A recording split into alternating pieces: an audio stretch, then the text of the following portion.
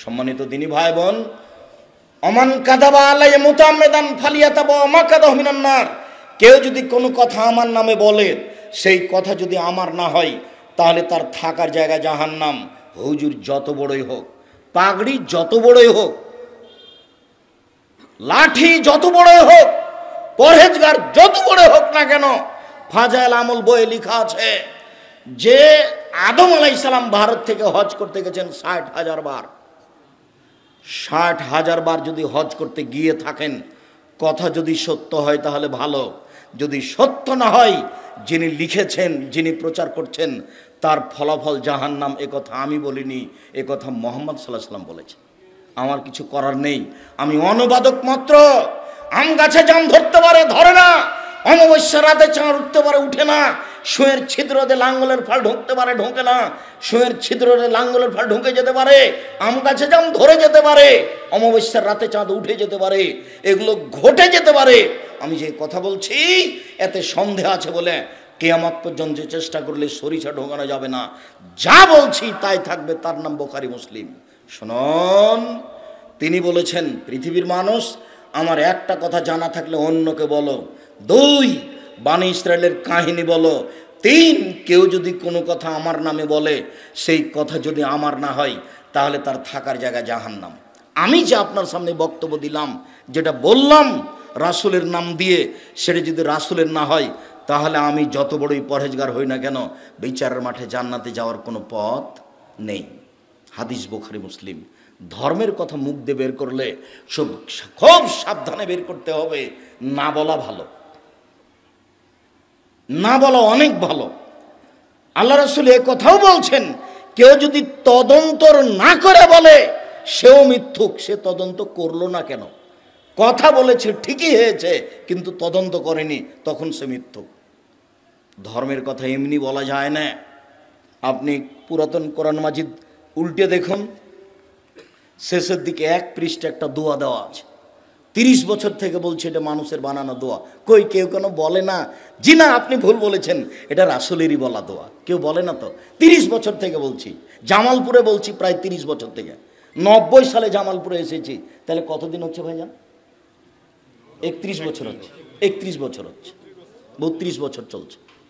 জামালপুরে এসেছি, চিনাডলি নাম শোনেননি আপনারা? চিনাডলিতে এসেছি 90 সালে। তো এই কথা তো আমি 32 বছর থেকে বলছি। কেউ কেন বলে না? আপনি ভুল বলেছেন। কোরআন মাজিদের শেষে 1 পৃষ্ঠা দোয়া দেওয়া আছে, সেই দোয়াটা নবীর দোয়া। কেউ বলে না কেন?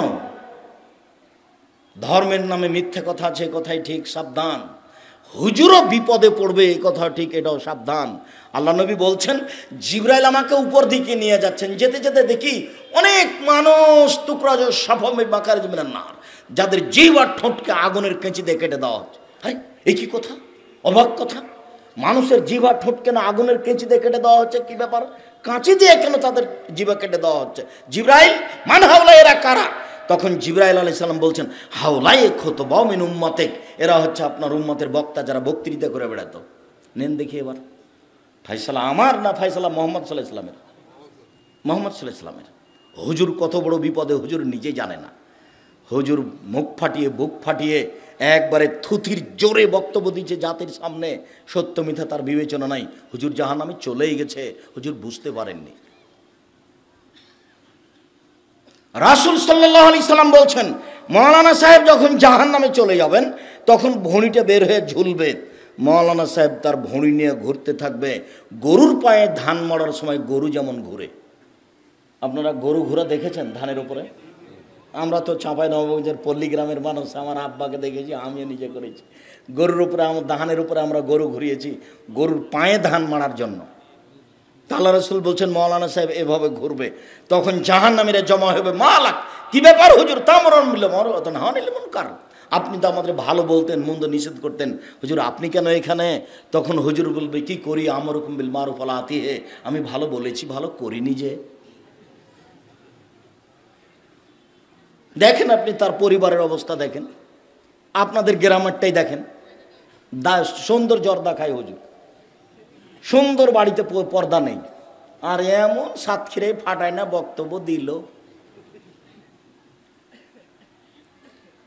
আমি বলিনি এই কথা, মুহাম্মদ সাল্লাল্লাহু আলাইহি সাল্লাম বলছেন যে হুজুরের অবস্থায় আল্লাহ নবী যাচ্ছেন উপরে, স্বপ্নে দেখছেন একটা লোক চিত হয়ে আছে, আর একটা লোকের হাতে বিশাল পাথর তার মাথার উপরে মারছে। ফাজারা যাও ফাজারা বাহু ফাতাদালা যাও ফান্দালা গেলাইলে যাও, যতবার মারছে পাথরে মাথাটাতে পাথর লেগে মাথা ভেঙে চৌচির হয়ে যাচ্ছে, পাথর ছিটকে দূরে চলে যাচ্ছে। আবার নিয়ে আসছে, নিয়ে এসে দেখে মাথা ঠিক হয়ে গেছে, আবার মারছে, আবার চলে যাচ্ছে। আল্লাহ নবী জিজ্ঞাসা করলেন এ কি কথা, একে? তখন জিবরাইল আলাইহিস সালাম বলছেন ইনি হচ্ছেন মাওলানা মানুষ, আমল করতো না। হাদিস সব বুখারী মুসলিম, এদেশে একটা বই পাওয়া যায়, বইয়ের নাম বক্তা শ্রোতার পরিচয়। নাম শুনেননি কোনোদিন? বইয়ের নাম কি? বক্তা শ্রোতার পরিচয়। মনে করিয়েন না যে আব্দুর রাজ্জাক সাহেবকে ফাঁকি দিলাম না কিনে, আপনি মনে করেন যে কিনিনি তো আমাকে ফাঁকি দিয়েছে এটা মনে করিয়েন, আমাকে ফাঁকি দিয়েছে এটা মনে করিয়েন না। আমি আপনার জন্য এগুলো পেশ করেছিলাম। কেন জাতি আপনার সামনে মিথ্যা বক্তব্য দিয়ে চলে যাবে? কোন সাহসে চলে যায়? আপনাকে ধরার জন্য সেটা করা হয়েছে। দেশে একটা বই পাওয়া যায়, তাফসির কি মিথ্যে হতে পারে, মানে ওই বইয়ে একটাও সত্য তাফসির নাই, সবই মিথ্যে। বরিশাল থেকে আপনার কাছে তাফসির করতে এসেছে, দেখবেন যে ওই মিথ্যাটাই করছে। বইয়ের নাম কি বলেন তো? তাফসির কি মিথ্যে হতে পারে? ওই বইয়ে যা তাফসির আছে সবই মিথ্যে, অথচ নামটা হচ্ছে তাফসির কি মিথ্যা হতে পারে? মনে হচ্ছে যে মিথ্যা হবে না, অথচ তাফসির এত পরিমাণে মিথ্যা আছে যে আপনি হিসাব করতে পারবেন না। কোরআন মাজিদের গায়ে যদি মিথ্যা দোয়া লেখা থাকে আমার চোখের সামনে, তাহলে মিথ্যা তাফসির লেখা থাকবে আর একজনের কলমে। কোরআন মাজিদের শেষে বড় দোয়া দুটো আছে, দুটাই মিথ্যে। তাহলে আমার চোখের সামনে যদি কোরআন মাজিদের গায়ে মিথ্যা দোয়া থাকতে পারে, তাহলে আর একজনের কলমে মিথ্যা তাফসিরও থাকতে পারে। এটা স্বাভাবিক বিবেচনা আপনাকে করতে হবে। 30 বছর আগে বলেছি মাছ দিয়ে ভাত খেলে কাঁটা ফেলে খান, কাঁটা সহ খান না। বক্তব্য শুনতে হবে কাঁটা সহই না কাঁটা ছাড়া? কাঁটা ছাড়া। জেনে শুনে আলেমকে দাওয়াত দিতে হবে, যিনি কথা বলতে পারেন, বুঝতে পারেন, ভালো মন্দ বিবেচনা করতে পারেন, পরহেজগারিতা আছে। 5 জনকে জিজ্ঞাসা করে আব্দুর রাজ্জাক সাহেবকে দাওয়াত দেওয়ার পূর্বে তার বাড়িতে যেতে হবে, মানুষজনকে জিজ্ঞাসা করতে হবে, তার প্রতিবেশীকে জিজ্ঞাসা করতে হবে, তার কিছু আমল আখলাক দেখতে হবে, তারপরে দাওয়াত দিতে হবে যে ভাইজান আপনার মুখে কিছু কোরআন হাদিস শুনতে চাচ্ছিলাম। সম্মানিত দিনী ভাই বোন, মহান আল্লাহ বলেন ফাকিমুস সালাত ওয়া আতুজ যাকাত, পৃথিবীর মানুষ তোমরা সালাত আদায় করো, যাকাত প্রদান করো, ওয়া তাসিমু বিল্লাহ, তোমরা আল্লাহকে শক্তভাবে আঁকড়ে ধরো, সুন্দরভাবে ধরো। হুয়া মাওলাকুম, তিনি তোমাদের অভিভাবক। ফা নেমাল মাওলা নেমান নাসির, তিনি হচ্ছেন উত্তম অভিভাবক, তিনি হচ্ছেন উত্তম সহযোগী। আল্লাহকেই সাহায্যকারী হিসাবে ধরতে হবে। সম্মানিত দিনী ভাই বোন, আমি আপনাকে এখানে জরুরি কয়েকটা কথা বলি। তার প্রথম কথাটা বলছি, রাতে উঠে ইবাদত করা অতীতের নবী রাসূল পরহেজগার মানুষের কাজ। কি বললাম বলেন তো? রাতে উঠে ইবাদত করা কাদের কাজ? অতীতের নবী রাসূল এবং পরহেজগার মানুষের কাজ। প্রমাণ, উমামা বাহিলি রাদিয়াল্লাহু তাআলা আনহু বলেন, রাসূল সাল্লাল্লাহু আলাইহি সাল্লাম বলেছেন, পৃথিবীর মানুষ, আলাইকুম বিকিয়ামিল লাইলে, তোমরা রাতে ইবাদত করতে উঠো। ফাইন্নাহু দাবুস সালিহিনা মান কানা কাবলাকুম, এটা হচ্ছে পরহেজগার মানুষের নীতি যারা তোমাদের পূর্বে ছিল। এটা হচ্ছে পরহেজগার মানুষের নীতি যারা তোমাদের পূর্বে ছিল। উপস্থিত বৈঠকের দিনই মুসলিম বোন, আপনাকে বলছি শোনেন, এইদিকে শোনেন। এই মেয়ে কথা বলছো কেন? তোমাকে তো আমি শুনতে বলছি। উপস্থিত বৈঠকের মুসলিম বোন, আপনি একটু শোনেন। মাগরিবের ফরজ সালাতের পরে 6 রাকাত সালাতুল বিন নামাজ পড়লে 12 বছর ইবাদতের নেকি হবে। হাদিসটি জাল। আপনি মাগরিবের পরে 6 রাকাত পড়িয়েন না, 2 রাকাত পড়েন, বিনিময় প্রতি 12 রাকাত সমান একটা জান্নাত, প্রতি 12 রাকাত সমান জান্নাতে একটা ঘর। এক, জোহরের আগে 4, জোহরের পরে 2, এ হলো 6। 2, মাগরিবের পরে 2, এশার পরে 2, ফজরের আগে 2, এ হলো 12। প্রত্যেক 12 সমান জান্নাতে একটা ঘর। ওখানে 6 পড়ে হুজুরের কথা শুনে পরকাল হারায়েন না। আমি আপনাকে একটা কথা বলতে যাচ্ছি, সেটা আপনি মনোযোগ সহকারে শুনেন। বেশি যদি ইবাদত করতে চান যে আরো দামি ঘর নিব, আরো ভালো জান্নাত নিব, তো মাগরিবের সলাতে থাকিয়েন না, ওখানে 2 রাকাতে থাকেন। মাগরিবের পরে 2, এশার পরে 2, ফজরের আগে 2, জোহরের আগে 4, জোহরের পরে 2, 12 সমান জান্নাতে কি? জান্নাতে একটা ঘর। এ দিয়ে আমার হচ্ছে না, আমি আরো দামি জান্নাত নিব। দামি জান্নাতের স্বাদ হওয়া দরকার। দেখেন দেখেন, একজন সাহাবী সফরে আল্লাহ রাসূলের সাথে ছিলেন, তো মেশক আর পানি নিয়ে এসে আল্লাহ রাসূলকে বলছেন, আল্লাহ রাসূল এই দেখেন মেশক আর পানি থাকলো আপনার পাশে। তখন আল্লাহ রাসূল খুশি হয়ে গেছেন, খুশি হয়ে বলছেন, আচ্ছা আচ্ছা, খুব ভালো ব্যাপার, সালমা শেতা, তোমার যা ইচ্ছা তাই চাও। মানে আমি খুশি হয়ে গেছি, তোমার যা ইচ্ছা তাই চাও, আমি তোমার কাজে খুশি হয়ে গেছি। তখন লোকটা বলছে, আসআলুকা মুরাফাকাতাকা ফিল জান্নাতে, আপনার সাথে আমি জান্নাতে থাকতে চাই। আমাদের নবী গায়েবের খবর জানতেন না, কেননা এই লোকটা কি বলবে তার জানা ছিল না। দেখুন এবার দেখেন, আমার গায়েরা জালেক, না না না না না, এটা নয়, এটা নয়, এটা ছাড়া অন্য চাও, এটা ছাড়া অন্য চাও, এটা নয়।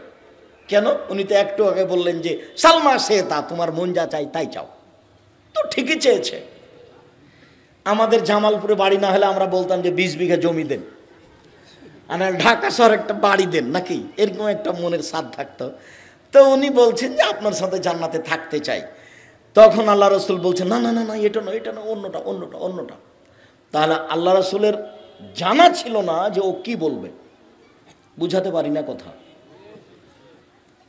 তখন আল্লাহ রাসূল যখন বললেন যে অন্যটা চাও, অন্যটা চাও, তখন লোকটা বলছে, হো যাকা, ওটাই চাই, অন্য চাই না, ওটাই চাই। এবার দেখেন আল্লাহ রাসূল বলছেন, আইন্নি বেকাসরাতিস সুজুদ, তাহলে রাতে বেশি বেশি সালাত আদায় করে আমাকে সাহায্য করো, আমি তোমাকে এমনি এমনি পাশে রাখতে পারবো না, এইটা আমার পক্ষে সম্ভব নয়। পৃথিবীর সবচেয়ে বড় দামি মানুষ, এত বড় পাওয়ারফুল মানুষ আল্লাহ সৃষ্টি করেননি। জান্নাতের গেটে লেখা আছে সর্বপ্রথমে যিনি জান্নাতে ঢুকবেন তিনি হলেন মুহাম্মদ সাল্লাল্লাহু আলাইহি সাল্লাম। যেদিন বিচারের মাঠে কেউ কথা বলতে পারবে না, এমনকি ইব্রাহিম আলাইহিস সালাম এত দামি মানুষ, ইব্রাহিম আলাইহিস সালাম এত দামি মানুষ, জিবরাইল আলাইহিস সালাম বলছেন আমাদের নবীকে, মুহাম্মদ হুয়া ইব্রাহিম হুয়া আবুকা ফাসালাম আলাইহে, মুহাম্মদ এই যে সপ্তম আকাশে ইনি আপনার বাপ, ইনি ইব্রাহিম, আপনি তাকে সালাম দেন। তখন আমাদের নবী একটু আগিয়ে গিয়ে বলছেন, আসসালামু আলাইকুম আবি, আব্বা আপনাকে সালাম। তখন ইব্রাহিম আলাইহিস সালাম বলছেন, ওয়া আলাইকাস সালাম ইবনি সালেহ নবী সালেহ, ও আমার সৎ ছেলে, তোমাকেও সালাম। তাহলে ইব্রাহিম আলাইহিস সালামকে উনি বলছেন আব্বা, আর ইব্রাহিম আলাইহিস সালাম বলছেন তুমি আমার ছেলে, তোমাকেও সালাম। তাহলে দেখেন তো এখানে ইব্রাহিম আলাইহিস সালামের কত সম্মান। আবার আল্লাহ বলছেন ইব্রাহিম হচ্ছে আমার খালিল বন্ধু। এরপরেও ইব্রাহিম আলাইহিস সালাম বিচারের মাঠে আমাদের সামনে বলবেন, কাদ গাযিবা আলাইহি রাব্বি মা গাযিবা মিন ক্বাবলা লাবা, আমার প্রতিপালক আমার উপরে রাগ করেছেন এরকম রাগ পূর্বে কোনোদিন করেননি, ভবিষ্যতেও কোনোদিন করবেন না। নাফসি নাফসি, আমার যে কি হয় তা আমি নিজেই বুঝি না, আমি তোমাদের কোনো উপকার করতে পারবো না। নাফসি নাফসি, আমার যে কি হয় তা আমি নিজেই বুঝি না, আমি তোমাদের কোনো উপকার করতে পারবো না। প্রতিপালক আমার উপরে আজকে এমন রাগ করেছেন, পূর্বে কোনোদিন এত রাগ করেননি, ভবিষ্যতেও কোনোদিন এরকম রাগ করবেন না। এটা হলো ইব্রাহিম আলাইহিস সালামের অবস্থা। এইবার মুহাম্মদ সাল্লাল্লাহু আলাইহি সাল্লামের কাছে, মুহাম্মদ সাল্লাল্লাহু আলাইহি সাল্লাম সিজদায় পড়ে গেলেন। কিছু কথা বলতে হবে, এই জন্য আমরা উপস্থিত হয়েছি, সারা পৃথিবীর মানুষ সেখানে উপস্থিত হব, আমাদের ব্যাপারে কিছু বলবেন, তাই তিনি সিজদায় পড়ে গেলেন। তখন আল্লাহ বলছেন, এই ফরাসা সাল মা শেতা ওসফে তুষাফা তুতা সালমা শেতা, মাথা উঠান, যা চাইবেন তাই দিয়ে দিব, সুপারিশ করেন মেনে নিব, মাথা উঠান, যা চাইবেন তাই দিয়ে দিব। সালমা শেতা, যা চাইবেন তাই দিয়ে দিব, মাথা উঠান, যা চাইবেন তাই দিয়ে দেবো, যা সুপারিশ করবেন সেটাই মেনে নেব। বিচারের মাঠে ইনি মুহাম্মদ সাল্লাল্লাহু আলাইহি সাল্লাম।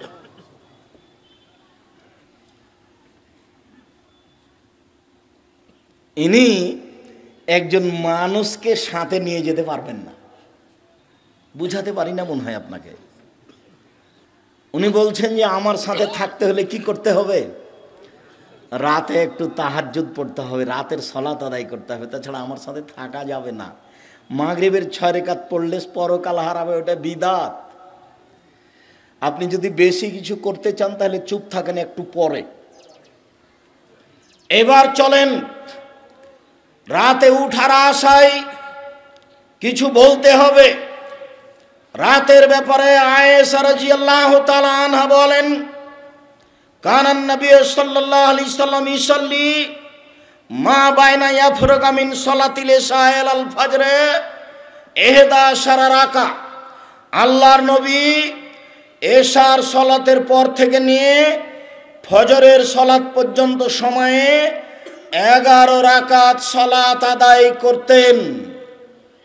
ইসাল্লিমু মিন কুল্লি রাকাতাইনে, প্রত্যেক 2 রাকাত পড়ে সালাম ফিরতেন। ওয়াইউতর বিওয়াহিদা, তবে শেষ রাতে 1 রাকাত বিতর পড়তেন। আয়েশা রাদিয়াল্লাহু তাআলা আনহা বলেন, কানান নবী সাল্লাল্লাহু আলাইহি সাল্লাম ইসাল্লি বিল্লাইলে আও মিনাল লাইলে 13 রাকাত। আল্লাহর নবী রাতে 13 রাকাত সালাত আদায় করতেন। ওয়াইউতিরু বিখামসিন মিন জালিকা, এই 13-র 5 রাকাত ছিল বিতর। লা ইয়াজলিসু ফি শাইইন ইল্লা ফি আখিরিহা, এক টানা 5 রাকাত বিতর পড়তেন।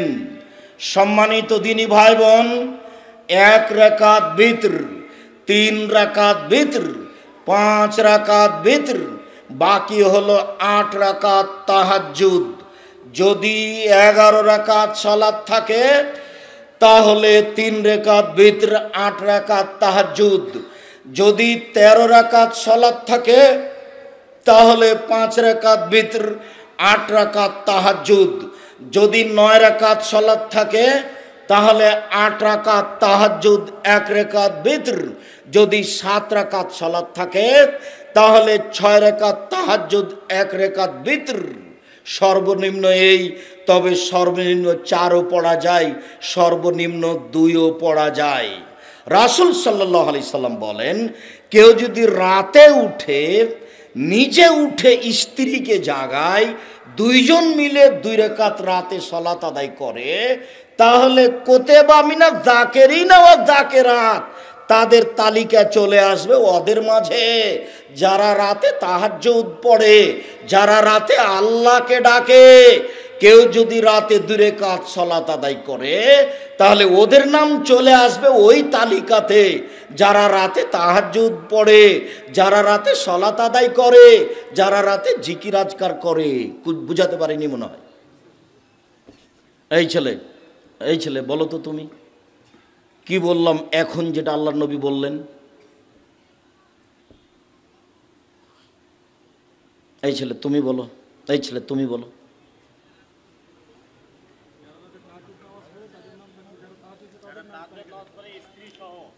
দুই রাকাত, অন্তত 2 রাকাত, তাদের সাথে নাম চলে যাবে। ঠিক আছে, জাযাকুমুল্লাহ।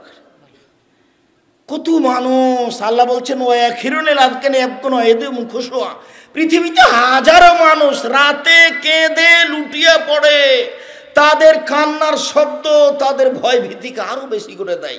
হাজারো লাখো কোটি মানুষ রাতে কেঁদে মাটিতে লুটিয়ে পড়ে, কিন্তু আমি তো রাত 2টায় ঘুমিয়েছি।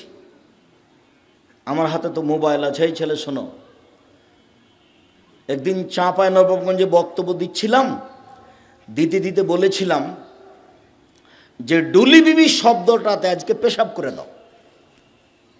ডুলি বিবি চাঁপাইনবাবগঞ্জে বলে বরের সাথে অনেকগুলি মেয়ে যায় বিবাহতে, তাকে চাঁপাইনবাবগঞ্জের ভাষাতে ডুলি বিবি বলে। তার মানে অনেকগুলি মহিলা যায় বিবাহতে বরের সাথে, পুরুষরাও যায় মহিলারাও যায়, আর বড় মেয়েগুলি তাও ওই গীতে অংশগ্রহণ করে। চাঁপাইনবাবগঞ্জ জেলাতে বিবাহের শুরু থেকে নিয়ে শেষ পর্যন্ত একটা কাজও জায়েজ নয়, সবই হারাম। জানি না জামালপুরে কোনটা হালাল আর কোনটা হারাম, জামালপুরের ঘটনা আমার জানা নাই। তবে গাইবান্ধার একটা ঘটনা নকল করি। গাইবান্ধা, রংপুর, লালমনিরহাট, নীলফামারী, কুড়িগ্রাম, পঞ্চগড়, ঠাকুরগাঁ, দিনাজপুর, জয়পুরহাট, বগুড়া, এসব ডিস্ট্রিক্টের একটা কথা নকল করি। যেখানে মেয়ে মানুষটা আছে, মহিলাটা কনেটা, সেখানেও বিবাহ পড়াতে যায়। তো হুজুর আরও কে যায়, গিয়ে বলে অমুক নিবাসী অমুক এত টাকা নগদ, এত টাকা বাকিতে তোমাকে বিবাহ করতে এসেছে, তুমি তাকে স্বামী সত্ত্বে কবুল করো। তখনও বলে কবুল করলাম, আবার বলে 3 বার। তারপরে লোকগুলি আসে, বর যেখানে বসে আছে আর লোক যেখানে বসে আছে ওখানে এসে দাঁড়ায়। তখন বসে থাকা লোকগুলি বলে আপনারা কে? তখন ওরা বলে আমরা এই বিবাহের উকিল। বসে থাকা লোকগুলি বলে মেয়ে কি কবুল করেছে? তখন দাঁড়িয়ে থাকা লোকগুলি বলে হ্যাঁ করেছে। তখন বসে থাকা লোকগুলি বলে আপনারা কি শুনেছেন? তখন বলে হ্যাঁ শুনেছি। তখন বলে আপনারা বসেন। মনে হচ্ছে পাগলামি কারবার, হিন্দুদের বিবাহ লেগেছে, কলার গাছের চতুর্দিকে ঘুরে ধর্ম পাগল হয়ে গেছে। গাইবান্ধা জেলাতে ধর্ম পাগল হয়ে গেছে, জামালপুরে কি হয়েছে তা আমার জানি না। চট্টগ্রামের নীতি হলো বিবাহতে উকিল বাপ লাগে। তো সেই উকিল বাপ না, এখানে ওরকম নেই। যদি উকিল বাপ থাকে তাহলে শুধু বিবাহ বৈঠকে শেষ। চট্টগ্রামে উকিল বাপই সেদিন থেকে বাপ হয়ে গেছে। উকিল বাপই এখন মেয়ের বাড়িতে যাবে, ওই মেয়ের বাড়িতে যাবে, ওই মেয়ে এখন উকিল বাপের বাড়িতে আসবে। সেদিন থেকে ও বাপ। অবাক, উকিল বাপই হারাম, উকিল বাপই হারাম। উকিল বাপ যদি সেখানে তৈরি করা হয় তাহলে শরীয়তের ন্যাক্কারজনক, নোংরা, জঘন্য কাজের মধ্যে এটা একটা কাজ। জামালপুর জেলা থেকে বা গাইবান্ধা জেলা থেকে আমাকে বলেছিল আব্দুর রাজ্জাক সাহেব অত শক্ত করে বলেছেন কেন? কি বলেছি?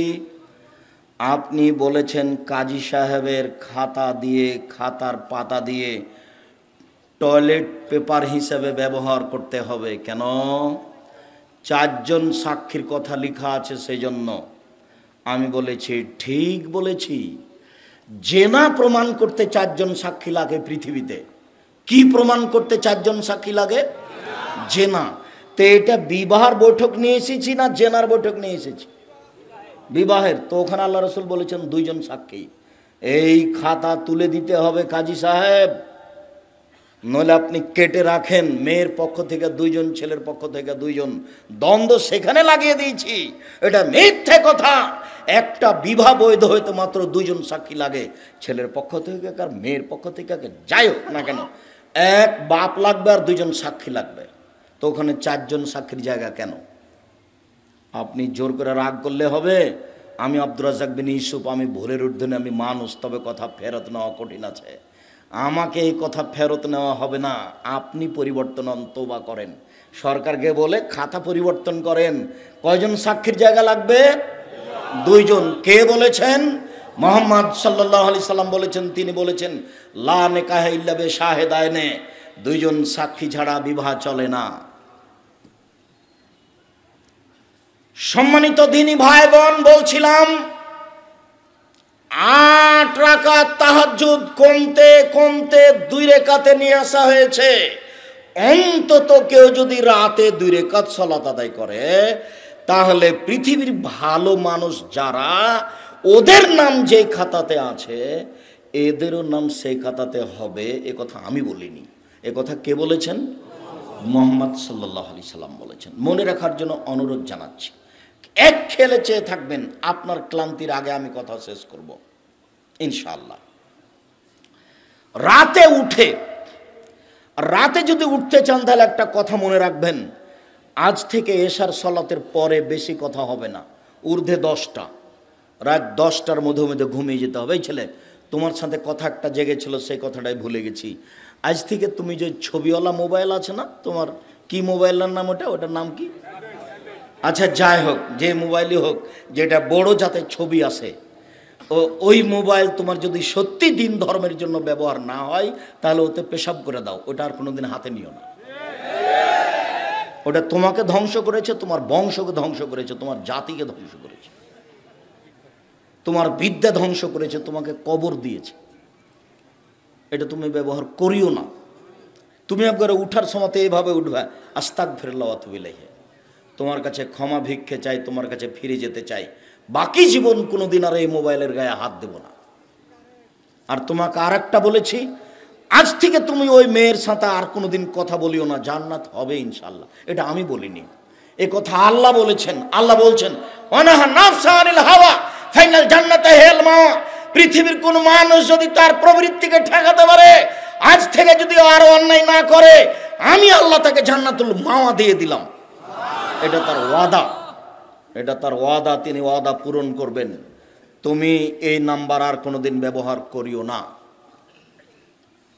ইহুদি খ্রিস্টান আব্দুর রহমানের বক্তব্য এক জায়গাতে বুঝতে পারেনি, সাদা চামড়ার মানুষ যারা, সাদা চামড়ার মানুষ হচ্ছে ইহুদি খ্রিস্টান।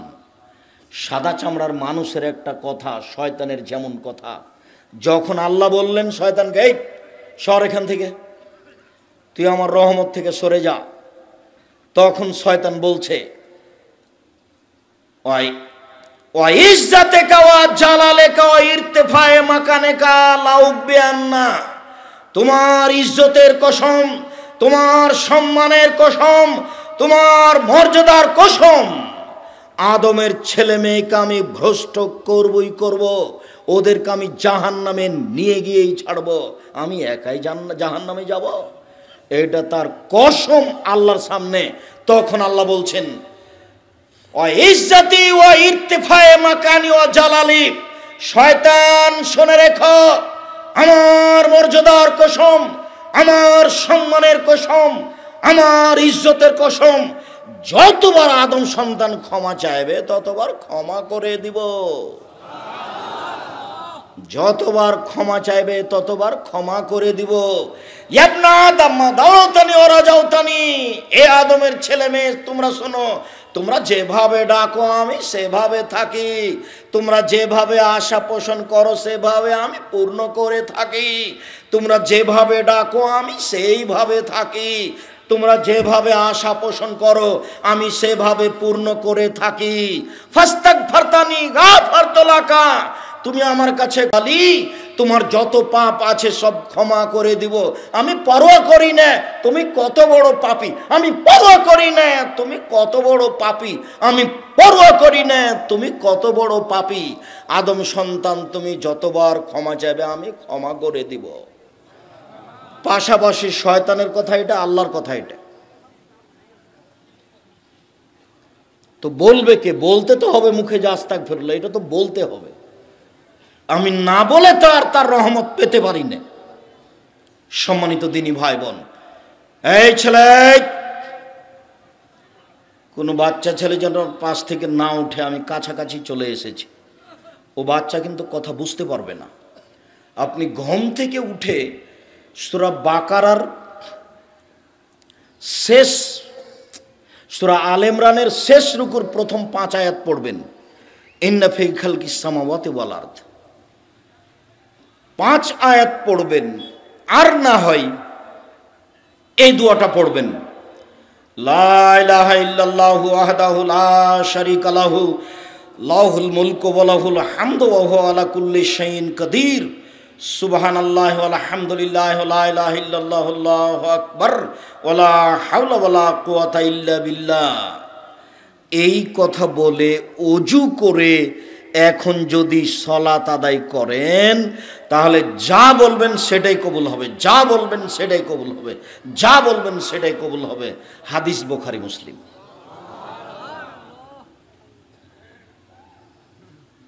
তবে এর চেয়ে বড় দোয়া আছে, বলা না বলা আপনার ব্যাপার। আপনি ঘুম থেকে উঠে আকাশের দিকে মুখ করে বলবেন, আল্লাহুম্মা লাকাল হামদু আনতা মালিকুস সামাওয়াতি ওয়াল আরদি ওয়া মান ফিহিন্না ওয়া লাকাল হামদু আনতা নূরুস সামাওয়াতি ওয়াল আরদি ওয়া মান ফিহিন্না ওয়া লাকাল হামদু আনতা মালিকুস সামাওয়াতি ওয়াল আরদি ওয়া মান ফিহিন্না ওয়া লাকাল হামদু আনতাল হাক্কু ওয়া আদাকাল হাক্কু আলাইকা ওয়া কাহাক্কুন ওয়া কাওলুকা হাক্কুন ওয়াল জান্নাতু হাক্কুন ওয়ান নারু হাক্কুন ওয়া নাবিয়ুনা হাক্কুন ওয়া সাআতু হাক্কুন ওয়া মুহাম্মাদুন হাক্কুন আল্লাহু লাকা আসলামতু ওয়া আলাইকা তাওয়াক্কালতু ওয়া ইলাইকা আনাবতু ওয়া বিকা খাসামতু ওয়া ইলাইকা হাকামতু ফাগফির লিমা কাদ্দামতু ওয়া মা আখখারতু ওয়া আসরারতু ওয়া মা আলামতু ওয়া মান তাআলামু বিহি মিন্নি আনতাল মুকাদ্দিমু ওয়া আনতাল মুআখিরু লা ইলাহা ইল্লা আনতা ওয়া লা ইলাহা গায়রুকা। লম্বা হলো নাকি?